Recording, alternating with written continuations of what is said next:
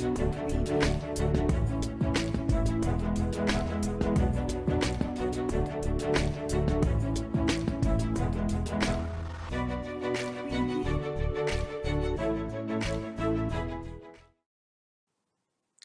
this is the day the Lord has made, and we're here to rejoice and be glad in it.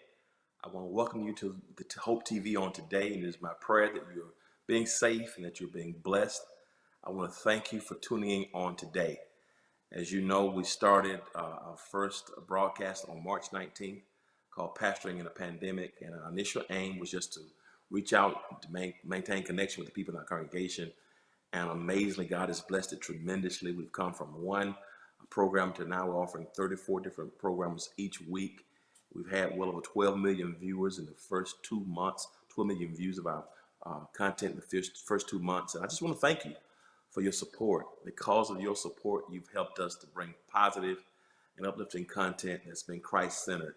Our aim is to bring programming that ministers, of course, spiritually, mentally, and physically. And so we undergird everything we do here with the perspective on faith, on family, on fitness and finances, and even try to interject some fun along the way.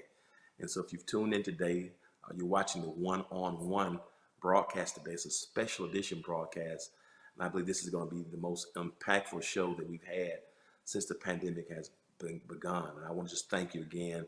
If you've not yet followed us, please take this moment to follow us on all things social media at the Hope TV. And I just want to thank you. Drop us a line. Let us know the city and state from which you're viewing. We take your viewership very, very seriously. And if you're watching through a medium, whether it be Apple TV or Roku TV, Twitch, Amazon, YouTube, Facebook, Periscope, the church website, my website, or the church apps, if you're watching through a medium that will allow you to subscribe, to like, to comment, or to share, please do so now. Please pause and do so now. This is going to be a transformative time of sharing. And I want you to send that link to about 5 people right now, because, of course, in these times, we need some positive content, something that's Christ-centered and most important, and something that centers on love and redemption and peace.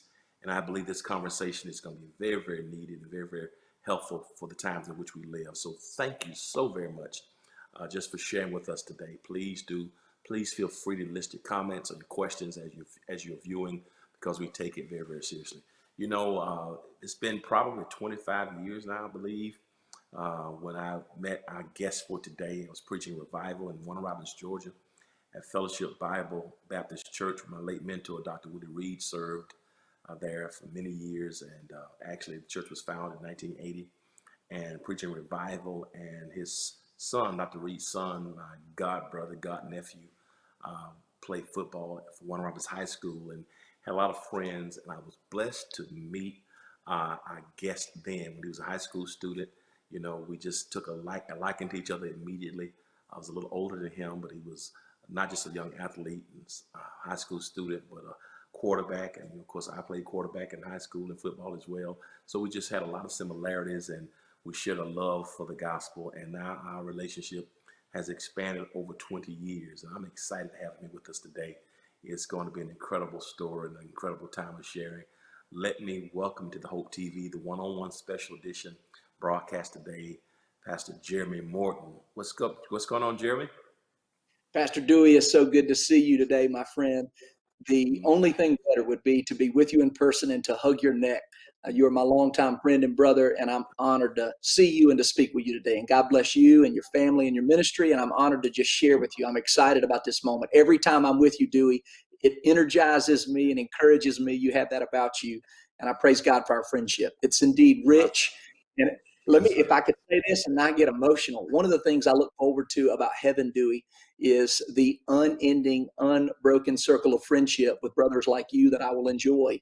When I'm with you, the time always passes too quickly, but I love every moment I get to spend with you. God bless you, Dewey. Thank you. Man, you're amazing, brother. Tell us about your journey, Jeremy. I know from high school to your early church affiliation, academic journey to where you are right now.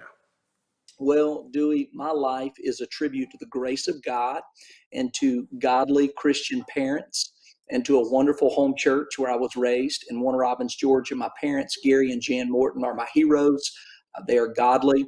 They serve full-time in ministry. And I will say that perhaps the thing God's used most about my parents is the consistency of their integrity. They're the same person Monday through Saturday that they are on Sunday. And God's used that in my brother's life and in my life to be a rich, positive testimony to the power of Christ. So I was born and raised in Warner Robins. I came to know Christ as a 7-year-old boy. Dewey, I know this is crazy, but you'll understand. When I was 14, I really sensed God calling me to be a preacher. What do you know about anything at age 14? But I sense God's hand calling me to be a preacher. And I even now can say that I'm more sure about that calling than I am my own salvation experience. Of course, I know I'm born again and I'm a child of God, but I vividly recall God calling me to vocational service at age 14. So I began to preach at age 15, 16. I played sports. I was in high school. It was a novice ministry type thing, but God used it. So I went to Warner Robins High School. I went to Bruton Parker College, which is a small Christian school in South Georgia between Macon and Savannah. During that time, we planted a church where I was in Perry, Georgia. I was there for about 13 years. God blessed our ministry there. From Perry, I went to First Baptist Church Cartersville, where I served for 5 years. During this time, I finished college. I did seminary at New Orleans Baptist Theological Seminary along the way. I began my doctoral studies, which hopefully I finished this year. I hope I'm in my last year of that. I plan to be. And now, Dewey, I'm at First Baptist Church in Woodstock, Georgia, which is just on the north side of Atlanta. And I've been privileged to be here almost 2 years. So God's been good in my life and in my ministry. The best thing about me is my wife, Carrie. She and I have been married 16 years. We have 3 children, Zeke, Mady, and Abe. And I'm grateful. My life is the story of the grace of God and good people that have encouraged me and spoken life into me all along the way. I am what I am because of the good people that have cheered me on and encouraged me and supported me. So I praise God for that. You know, it's been amazing to watch your journey. I mean, me seeing you graduate from high school. I remember when you went to Bruton Parker, when you started Cross Point, you know, come and preach for you there. You know, you would preach Yes. for me at Beulah. Yes. When you made the transition, we talked about you transitioning to Cartersville, serving there, Yeah. and then going to First Baptist to be the successor of Dr. Johnny Hunt, to see the whole picture. When you got married, I remember when you got married. I remember when you Yeah. proposed. I remember Yeah. those pictures when Zeke was born. So, Yeah. and now to see you taking him hunting or to a baseball game, it's just a beautiful story, man. And I just think what I love about our connection and who you are is even though we're from Middle Georgia and we know that, you know, racism is everywhere. You know, Yes. you and I have never had an issue. I value you. I value who you are as much Yes. as anybody I know. I mean, even though we don't talk every day, who you are at your core, I trust and I value your heart. And I just want to figure that out because you've always dealt with everyone with a sense of equity and racism and superiority, inferiority has never been who you are. What do you attribute that to? Well, Dewey, for whatever it's worth, I was raised by parents who would not tolerate for 1 second any sense of entitlement or prejudice or for me to feel I was superior to anyone. It just wasn't welcome at our house. And you didn't choose to be black. I didn't choose to be white. But in addition to not being, I didn't choose to be white. I didn't choose to be the son of Gary and Jan Morton. And Dewey, even now, I can hear my parents say, "Hey, son, you're not better than anybody, but nobody's better than you. You're a child of God. You're our son. And as long as you live in this house, you know," and that was just put into me. And of course, through public schools in Houston County and our love for sports, I don't have a time when I wasn't raised among people who were different from me. And so that's the grace of God. That's the grace of God. And so I would say early in life, the Lord gave me the privilege of having people that were different on my team in my life, and I was in their life. And so I could talk about that the rest of this program, but Dewey, it's the grace of God and good teaching. Racism is something that I think we learn. I think if we were to put our children in a sandbox, they may disagree and they may get angry with one another, but I don't think it's based on skin color. You know, it's ignorance and the epitome of foolishness to think you're better than somebody because of the color of your skin or theirs. The epitome of foolishness and ignorance. And here I am. Wow, it's amazing that he had a conversation because a lot of people they'll say passively, I'm not racist. And so from a very passive perspective, there's a difference between being passively not racist, but being Right. raised in a place that's anti-racism.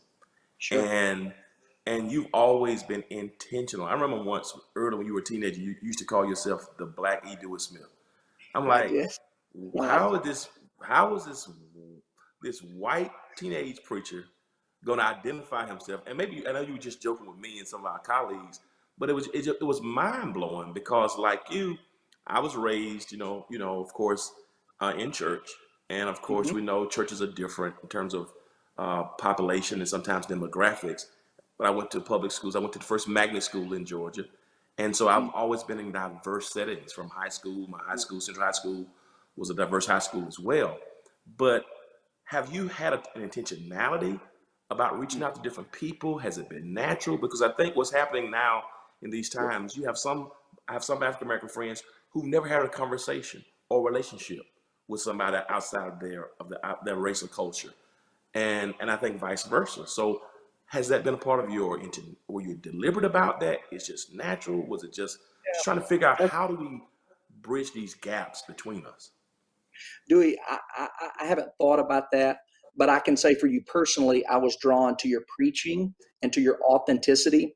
I think men in particular want to get behind a man that knows who he is and where he's going. And I've sensed that about you from the days of you preaching on local television in Macon. I remember me and Willie Reed, we would be in high school. We would watch you preach in the early days at Beulah Land.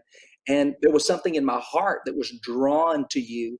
I sensed in your preaching in particular that you weren't just teaching, you felt it. You would communicate with your voice and with your countenance, with your facial expressions, but you felt it. It came from deep within you. And I remember getting on my knees, Dewey, and asking God to do that in me. Lord, I don't want to preach anything that I don't believe, and I don't want to lead any ministry that isn't from the heart of you in my heart leading me in this regard. And so that's you're preaching your authenticity. Dewey, I think for particularly the white community, because we're a majority community in America, we would do well to remember what Jesus said in the Sermon on the Mount when he said, the Gentiles like people that are like them. You think you get credit because you get along with someone who's just like you? That isn't Christian. It's Christian when you get along with people who may see it differently from you, who may view it differently from you. Part of being a Christian is not just sitting back passively and saying, I'm not racist. Well, good. I'm glad you're not racist. I mean, that's the lowest bar we can possibly set. Who are you defending that isn't like you? Who's been at your table that doesn't look like you? Who are you reading and following and listening to that may have valid points? But we don't want to take time to listen. We don't want to take time to. How many times does the Bible say, hear, O Israel, hear, listen? Jesus said, he that has ears to hear, let him hear. Well, some of us have ears, but we're not listening. And so listening is integral to advancing this conversation. So God, for whatever reason, gave me the grace to start listening to you 25 years ago. And here we are. Wow. And I'm grateful for that. You talked about coming up in Second Baptist, and Warner Robins and your religious, those formative years. That's something I never told you.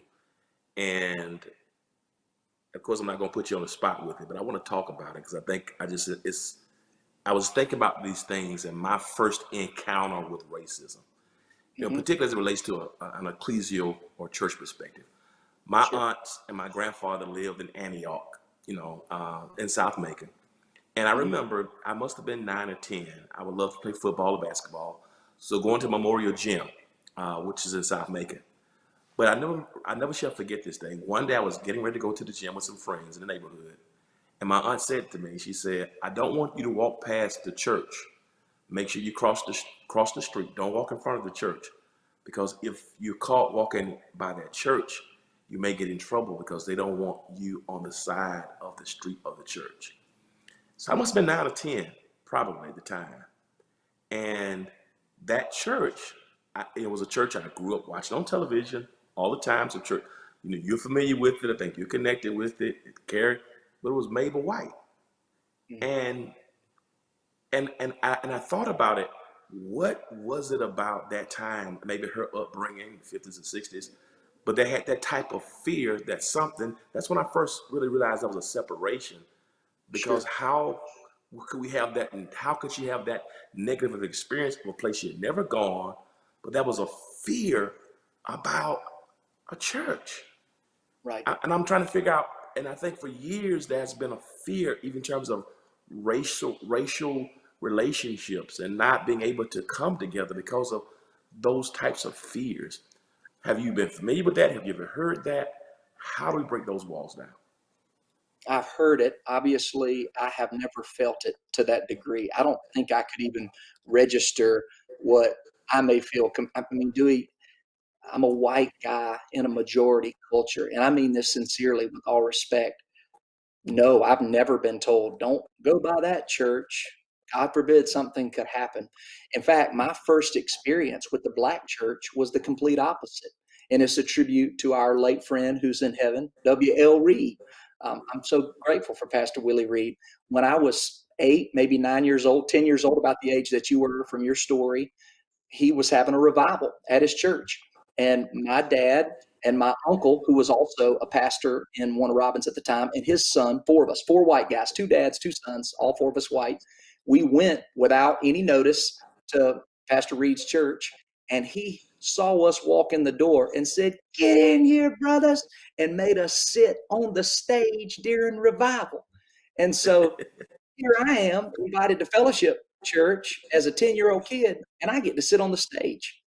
So we had a very different understanding of the other church, didn't we? You're being told, don't walk past that church, something bad may happen. And to Dr. Reed's credit, he invited us up and celebrated us and said, Elle and I, Will, his son, and I were playing basketball. So we knew each other through basketball and sports. But he saw us from the community and immediately let his church know, these are my friends, these are my brothers. Get up here, guys. And we were like sitting on the stage, and here we are. So, You, this it's amazing to know that about you. You preached a very courageous sermon on Mother's Day, and you sent it to me a couple weeks ago, and I had the opportunity to listen to it. And I got to be honest with you, I was almost frightened for you, because I want you to do so well, and it's almost like I'm very protective by nature and don't want you to put yourself in a position where anything would come and and cause challenges to your leadership. Man, how did that sermon go? What was the reception to it? Where did the impetus for that come from? Dewey, I really feel the Spirit of God put it in my heart. It wasn't the message I was planning to preach. It was completely not in my heart until about 48 hours before Sunday. I can't even remember what I was going to preach. I was in a series, and I was made aware of the tragedy in Brunswick of Ahmaud Arbery. And I'm actually personal friends with the pastor of the majority white church, First Baptist Church, Brunswick, Georgia. Good friend of mine. I texted him and said, "Man, I'm so sorry about this in your community." And he texted me back, "It's bad. This has not been handled right. Things are ugly. It's nasty." And I trust this guy's integrity. And he shared with me, and I was like, "Really?" And I just saw it trending on social media, I'm on, and I didn't know much about the story, but I saw Brunswick, and I just texted my friend. And then my wife actually saw the clip of Arbery's death on video. And Dewey, I still haven't watched that video. I trust her judgment. I don't like to see things like that. Maybe I should watch it and feel it even more, but I can feel it through what I read and my wife's expression anyway, since, um, um, for whatever it's worth, God's done a work in my life through a guy named Christian Norman. I can't wait for you to meet Christian. He actually joined our staff April 1st, right in the middle of this quarantine. Christian is an African-American brother. He is a former football star at Michigan State, incredible man of God. Christian Norman, he's our new associate executive pastor here at First Baptist Woodstock, just an incredible guy. Wow. And I just texted Christian and I said, "Hey, man, what do you think about this?" And he said, "Jeremy, I know it's in your heart for us to love all people. If God puts it in your heart to address this and your message, do it." And so I said, oh my goodness, here's Christian, who I love and trust, saying, this is not just a hot button issue in our culture right now, the tragedy of Arbery's death, but it's important to maybe make this a teachable moment. So Dewey, long story, I got on my knees and I said, God, what do you want me to say? And the message was just the result of what I really sensed God put in my heart. Dewey, 98% of the people that watched it were so positive and so supportive. And I mean, um, whites, blacks, Latinos, but there were a few that objected, and they sent me very personal messages. Dewey, most of them are older white people that, for whatever reason, are from a different time and place.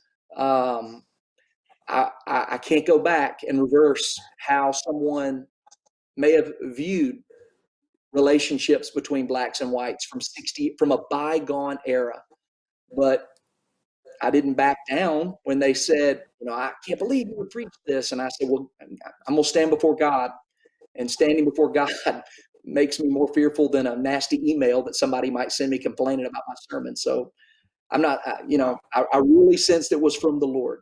And I hope, Dewey, it's the beginning of ongoing conversations. We, by God's grace, have become increasingly diverse here at First Baptist Woodstock, and I welcome that. We celebrate that. And I'll say this, our church does too. I have a great church here. My predecessor, Pastor Johnny Hunt, he's a Native American. He's an Indian. So I don't know if it was the foundation of his ministry that's prepared our church for this time to say, we welcome and celebrate that every nation and tribe and tongue that God wants to raise up from Woodstock to the world is welcome in this church. But it's happening here, and I'm grateful. You said a whole lot right there. Probably too Particularly, much. no, it's beautiful.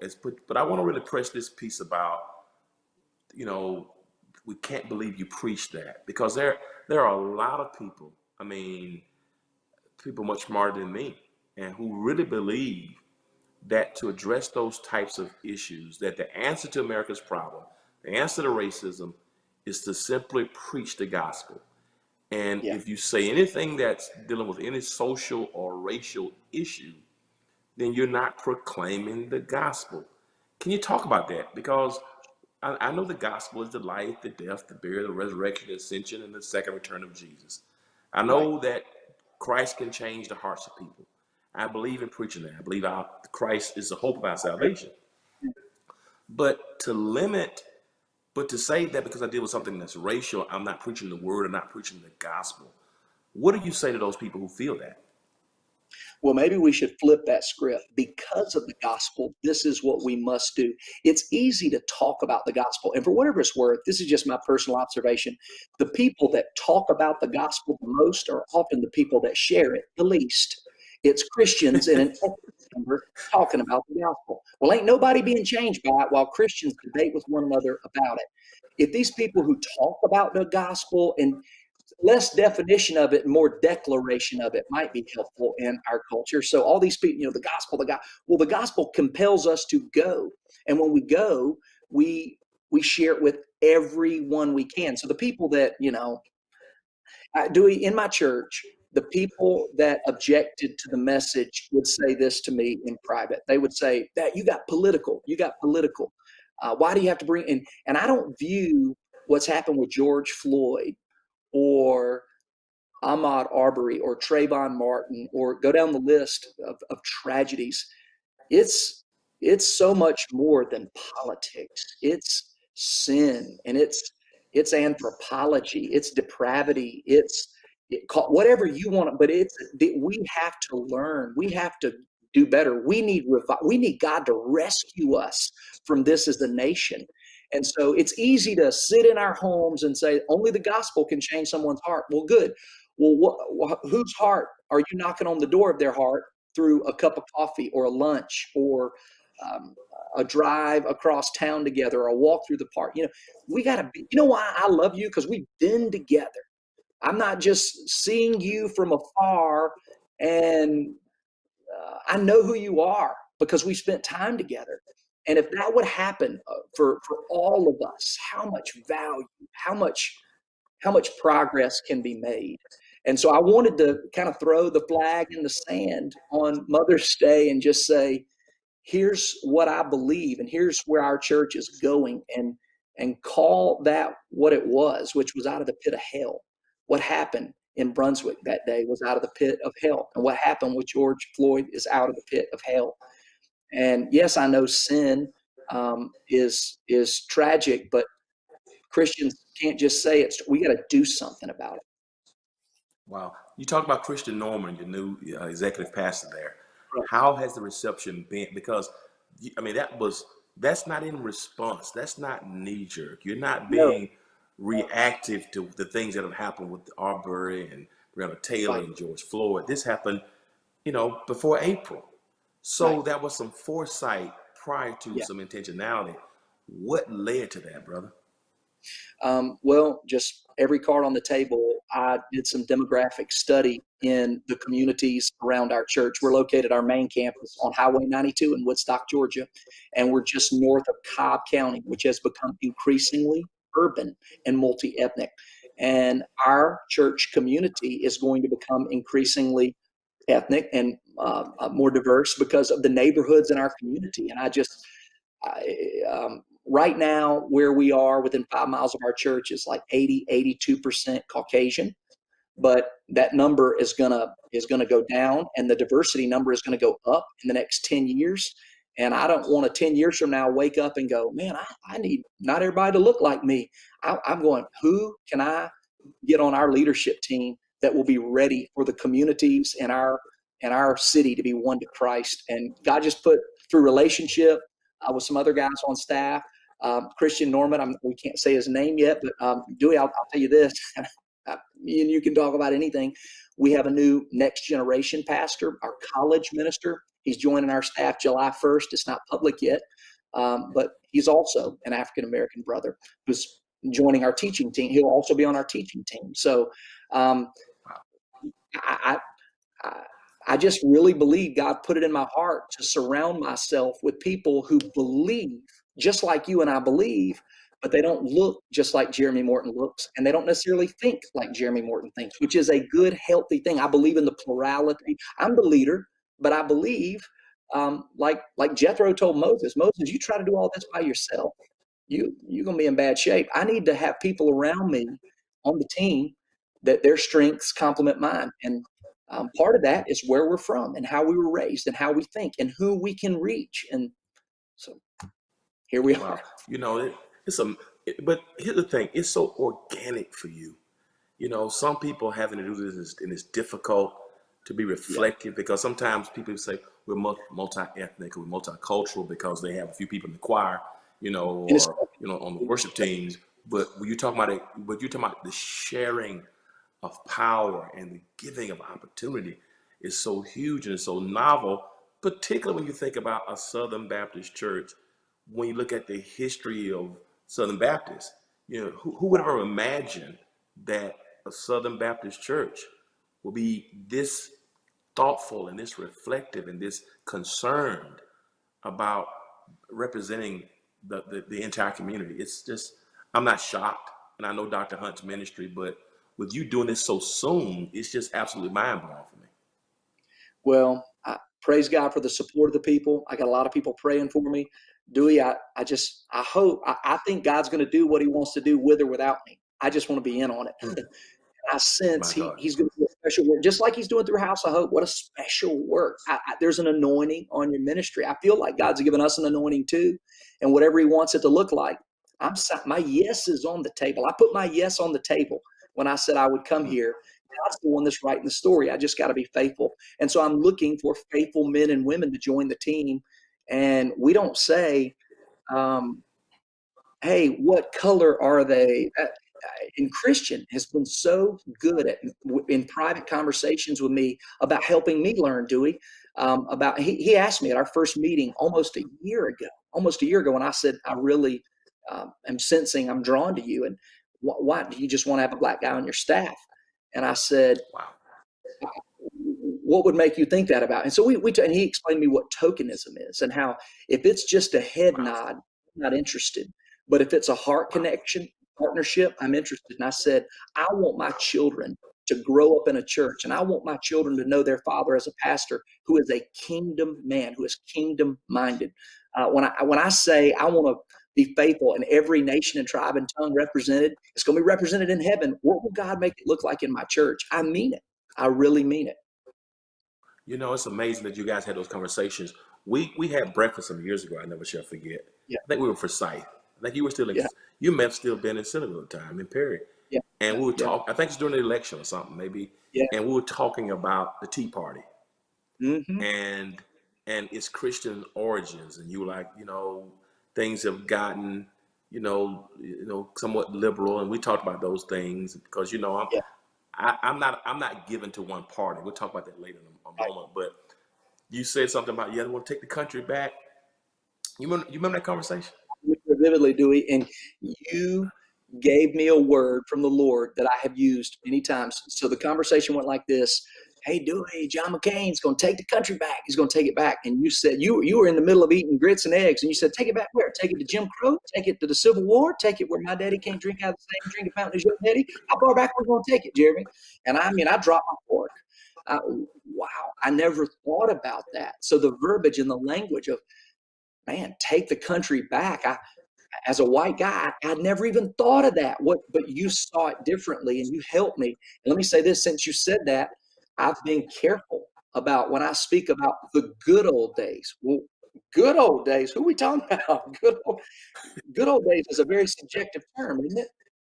So good for who? Good when? I want to be mindful of that. With Black Lives Matter, Dewey, um, I want to have my language right, but I want it to be from a heart that is right. And my heart is to be a lover of all people. You are a lover of people. I want to be a lover of people. The second great command, right? Love God, love your neighbor like yourself. Well, who lives next door? He might be a Muslim. It might be someone in the LGBTQ community. It might be someone from Asia or Africa. It might be a businessman that's making all kind of money, but he's doing it unethically. Who is your neighbor? You got to figure out how to love him. And it's got to be natural. And it's got to be the love of Christ. And you helped me with that You day. know, I remember. it's just so powerful to hear you say these things because I think us not having these conversations, whether it be law enforcement, whether it be some of my other white counterparts who talked about the race card being played too much and people who are race baiting. So if I say something about George Floyd and their estimation. So I think a lot of what we've seen on television and propaganda and the news outlets, they have their own agendas, whether it be conservative media or the more liberal media. It's with the way they push their causes, I think it's furthered the wedge and the divide, and so, Governor Deal and I had a great relationship with Governor Deal and supported him because I saw so many things that he did. So people would ask me in my own counterparts, why are you in the governor's mansion? Why you love Right. Nathan Deal so much? Why is it when Nathan Deal calls you, you go? Well, for me, I saw his heart. I saw what he was about. I spent a lot of time with him. And Right. so me being a black guy, an African American, supporting a Republican governor was not an issue in that regard because I saw what he was about. I saw his heart for Sure. alternatives for school in terms of charter school. I saw his heart in terms of trying to do reentry and prison reform, and those were Yeah. areas that I just respected him so much. So instead of me trying to draw circles, lines, I want to draw circles. What are some of the things I want to ask you a candid question? I want you to be honest with me. And I know you will. I won't put you on the spot, but I want you to be honest.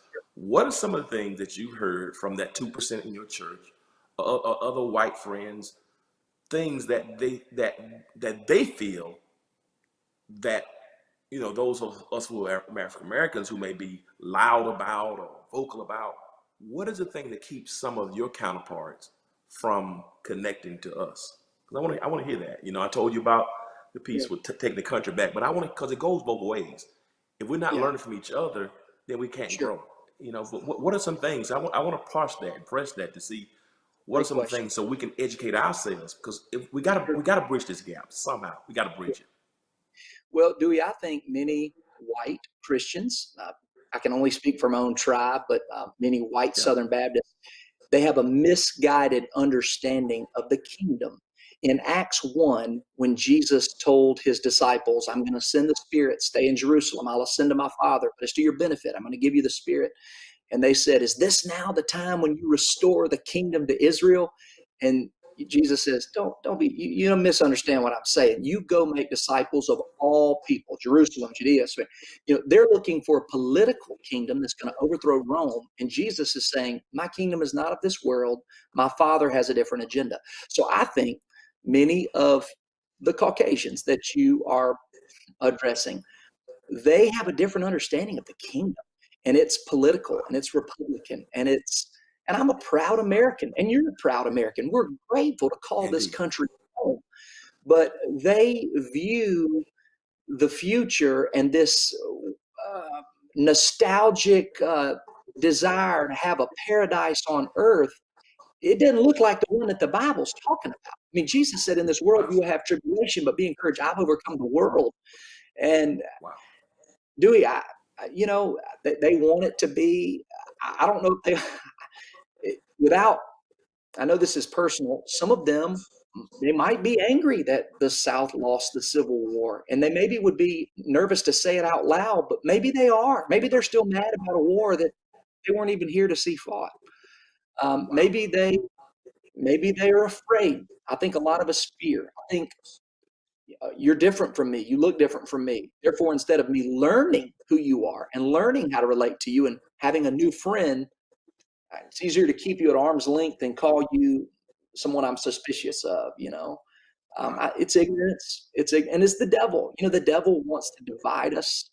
Um, I don't know, Dewey. I, I That's if good, I man. thought about this, well, yeah, I'm not sure if I'm being helpful to give you, but they're You- longing for a kingdom that is not the one God's interested in building. God doesn't need the Republicans or the Democrats. He doesn't need America. God can do whatever he wants to do with or without us. And the joy of being a Christian is that we are invited to have a front row seat and be a participant. But some, you know, the people that I know, people, they'll get emotional. And let me say this. I love America. I'm from Warner Robins, military town, proud. I know right. Christians, man, you play Lee Greenwood and God bless the USA, and man, they get emotional and amen. Well, you ask them to stand for the reading of God's word and they just act on, well, I got to stand. Whoa. Oh, you'll stand for the president, you'll stand for the flag, but you're not standing for Jesus, you know. And we see it, we see it. You see it, and I see it too. But only it's disappointing to learn it about people that I thought we'd come further than this, Dewey. That's what I guess I'm embarrassed to say this out loud, but I thought our country had made more progress than this. I thought because of the euphoria that I was raised in, I'm from Paradise and Warner Robins with godly parents. Man, my parents, if they thought I was racist, they'd have kicked me out. I mean, like, not everyone was raised that That's way. true. And I didn't choose my parents. It's the grace of God. I'm 38 years old going, I'm shocked that we still have adults who can drive and vote and go to the grocery store. They really think they're better than someone because of their skin color. God help us. God help us. But it Yeah, exists, Dewey. you're right. I think what has happened, and for me, and I don't know, a couple of things. I do think that there is a fear of the country, getting away from its Christian origins, and again, even that's subjective, as you said earlier, because people say, okay, America's a Christian nation, founded on Christian principles, but we all have to admit, can't sanitize the reality that a lot of things that America has done haven't been necessarily most Christian, and Right. so what happens is, so somebody like me, who's from an urban community, raised, and you see the things that are happening from a policy perspective, and so for me, I'm very moderate. I'm very open. I'm not given to one party. So what happens? I think politics have destroyed. I think a couple of things. Number one, I think some people are afraid of the country. Maybe some Caucasians may be afraid of the country not being majority any longer. I do think that may Sure. be a fear for some, but I also Yes. think what liberalism for many people and this whole thing of secular humanism. And so for many people, when you talk about issues like same-sex marriage or abortion, where most Christians, we have our thoughts on it, and we know what we believe the Word of God says in terms of marriage between a man and a woman. You know what I Yes. mean? And but Yes. at the same time, we have our theology on this side, and then we have policy on this side. And so the issue that a lot of African Americans are having is, okay, which party do I vote for? Because if I vote for the Democratic Party, then they may be adhering policies that don't line up where I am from a theological perspective. But if I go to the Republican Party, okay, they may share my views on same-sex marriage and abortion, but the policies against me as a brown or black person are Yeah. diametrically opposed to my humanity. Yeah. So I think that whole division piece of what is theology and what is policy, and realizing I think that America is just not our home. But I think that's another thing that America. separates us. Yeah. Yeah. What are your thoughts on that? Dewey, I think the same people that are selling us the problem are the same people trying to sell us the solution. I think Mm. I don't want to get all conspiracy here, but if we are drinking the Kool-Aid of one party, we've missed it. I think Wow. that the Republicans make great points. I think the Democrats make great points. I think the problem is that we live in such an angry, cynical, bitter, power hungry age that we can't have honest dialogue. We can't work together. I think social media, Dewey's made it worse. People can hide behind a Twitter handle or a computer screen, whether you're the president or the man on the street, and you can say anything about anybody, anytime, with zero consequences in this life. God knows, hey, Matthew 12:36, every word that comes from your mouth, you're going to stand before, or every word that comes from your Twitter, you're going to stand before God and give an account for. We don't believe that. People don't live like that. And so I think, my father, this is very personal. My dad always told me, Dewey, that if I fell in ministry, it would be because power, money, or immorality, an inability to be morally pure. And so if it's not money that we're after or a woman that we're after, maybe it's being in charge. And I think that's a great word. That's what I meant about when I said some might be frustrated that the South didn't win the Civil War.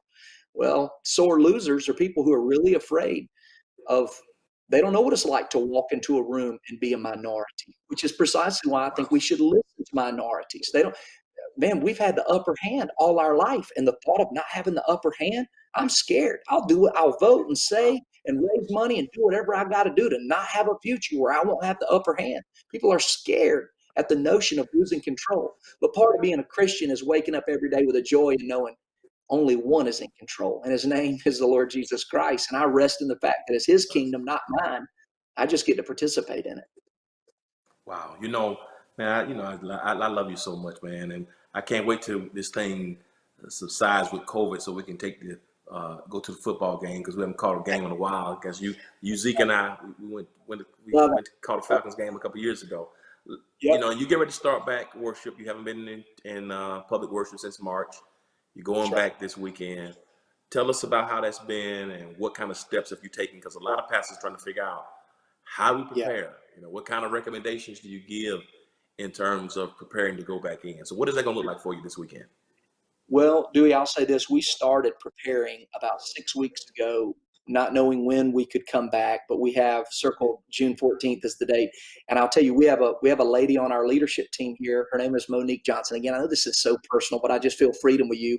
Monique is a Black woman, and she's on our lead team. She is one of the most intelligent and gracious and sharpest people I've ever known. She was the leader of our Thrive ministry, which is our ministry to people with special needs. She March 1st, long before we knew about COVID, assumed a new role here on our leadership team where she's the director of connections. Her job is to help us assimilate people.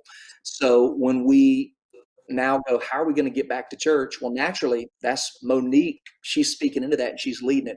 And do we hear, that's a long story to say, it's interesting how I'm a preacher. I'm just ready to get back to church. I'm ready to see the people and preach Right. and do what we do. Church equals fellowship. Church equals togetherness.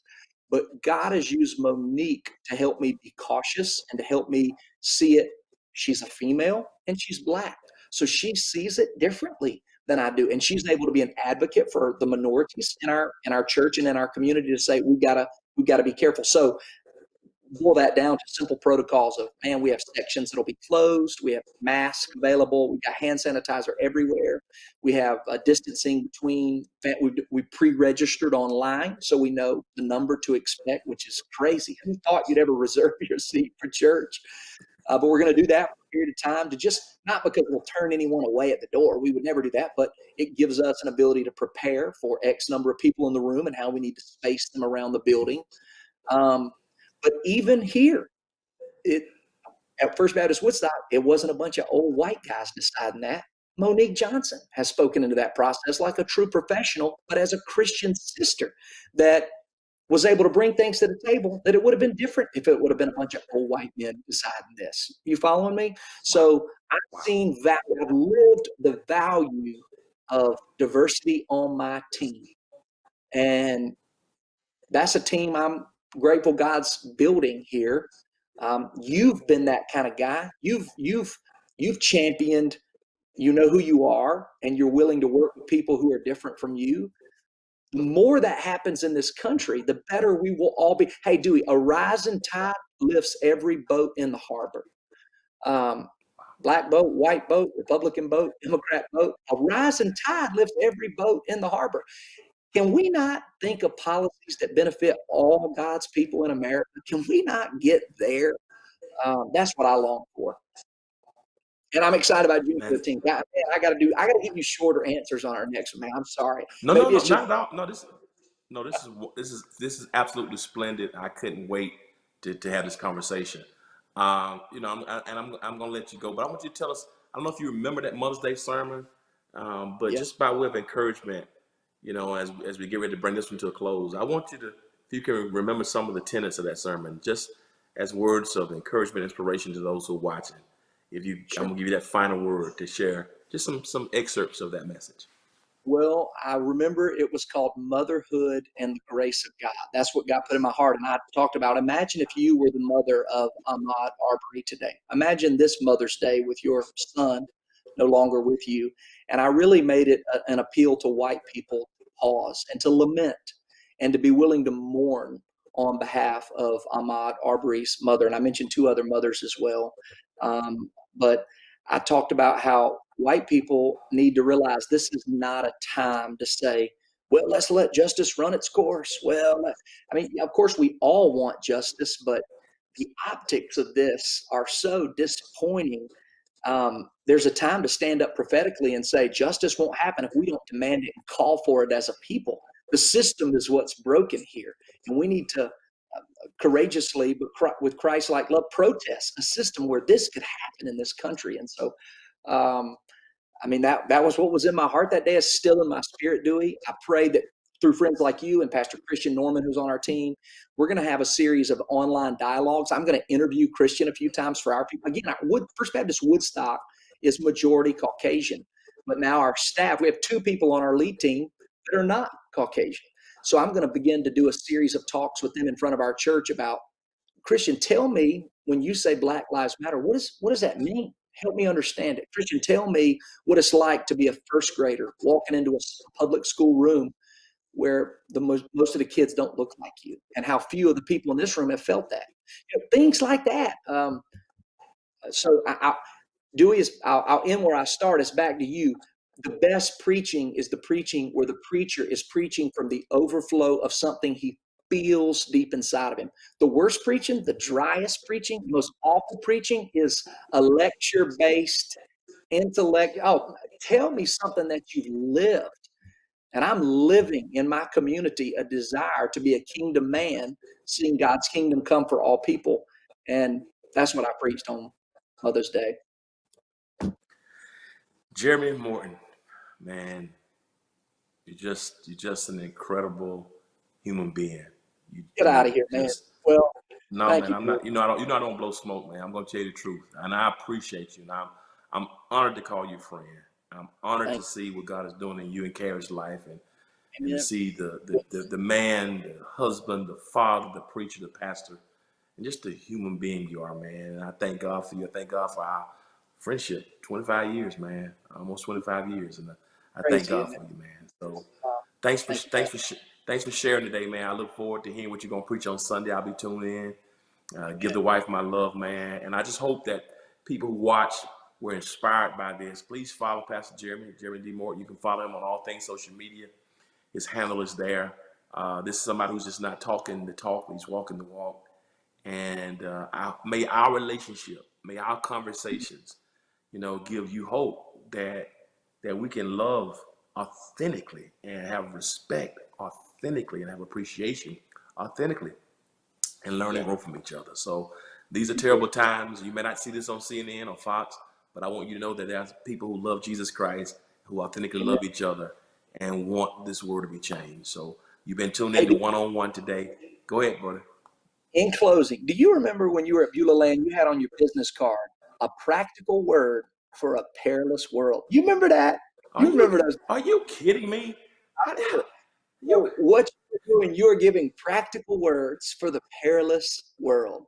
And that's the truth. That's are what we you want to do. You remember are those you days? do you know how long that's been? I You know how copied it. long that's been? Hey, listen, true story. I got that card, went back to Warner Robins, and I said, Reverend Jeremy Morton, a practical word for a perilous world. True story. I copied it. Man, the white preachers, they weren't producing anything good in those days. Nothing good. That's why I had to follow you, man. That's why I had to follow you. I love it. Man, I love you, man. Thank you. You too. Thank you for being who you are, brother. I can't wait till we can connect again and spend some Amen. time together. Give Carrie my love. Give the kids our love. Hey, Love fam, it, you've been brother. watching One-on-One, this special edition with Jeremy Morton and yours truly. I hope you've been blessed. Hope you've been inspired. We're going to get through this. God's going to heal our land, and may love be ours. Love your neighbor as yourself as we love God. Until we see you next time, take care. May God bless you. Peace. Appreciate you, brother.